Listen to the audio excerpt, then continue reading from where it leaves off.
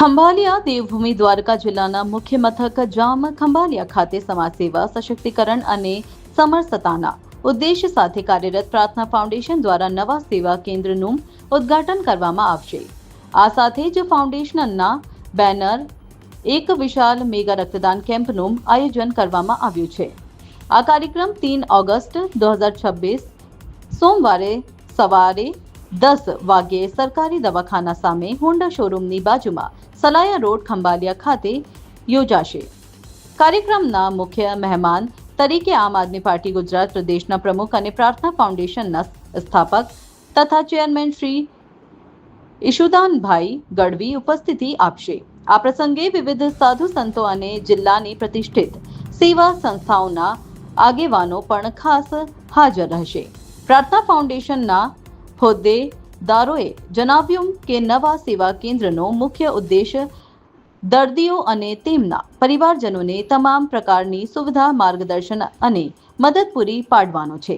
આ કાર્યક્રમ સાથે યોજાનાર મેગા રક્તદાન કેમ્પમાં ભાગ લેવા ઈચ્છુક વ્યક્તિઓએ પોતાનું નામ અને મોબાઈલ નંબર આમ આદમી પાર્ટીની ઓફિસ અથવા પ્રાર્થના ફાઉન્ડેશનના હોદ્દેદારોને આપવા વિનંતી કરવામાં આવી છે।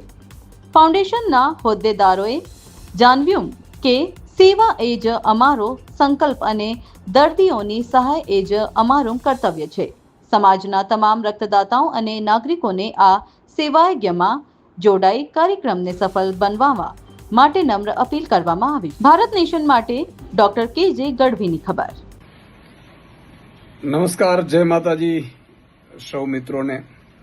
મિત્રો, આપ સૌ જાણો છો કે પ્રાર્થના ફાઉન્ડેશન આપણું જે જામ ખંભાળિયામાં શરૂ કર્યું છે, તો એની હોસ્પિટલની સામે, જે સિવિલ હોસ્પિટલ છે એની સામે એની ઓફિસ આપણે શરૂ કરવા જઈ રહ્યા છીએ 3 તારીખે સવારે 10 કલાકે। અને આ પ્રસંગે આપણે બ્લડ ડોનેશન કેમ્પનું પણ આયોજન કર્યું છે। તો તમામ લોકોને વિનંતી કરું છું કે તમામ લોકો જે બહારલા 4 રસ્તા છે, આપણા જે હોસ્પિટલ છે એની સામે પ્રાર્થના ફાઉન્ડેશન એટલે કે તમારી પોતાની ઓફિસ ખોલી રહી છે। અને જેમાં જે દર્દીઓ હશે એને બેડની જરૂર હોય, પલંગની જરૂર હોય, વ્હીલચેરની જરૂર હોય, આ બધી વ્યવસ્થા પ્રાર્થના ફાઉન્ડેશન પૂરું પાડશે। આપણે સૌ સાથે મળીને ભાઈચારો કેળવીને કઈ રીતે એકબીજાને મદદ થઈ શકીએ, એટલે આ સમાજનું કામ છે, સામાજિક કાર્ય છે। તો આપ સૌની હું અપેક્ષા રાખું છું કે આપ સૌ પણ આવો।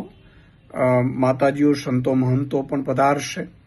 હું સમાજના આગેવાનોને, ધર્મના આગેવાનોને બધાને પણ હું આમંત્રણ આપું છું, દિલથી આપું છું, કારણ કે આ રાજનીતિથી ઉપર પણ એક સમાજ સેવા છે અને આપણે સૌએ પહેલા સમાજની સેવા કરવી જોઈએ।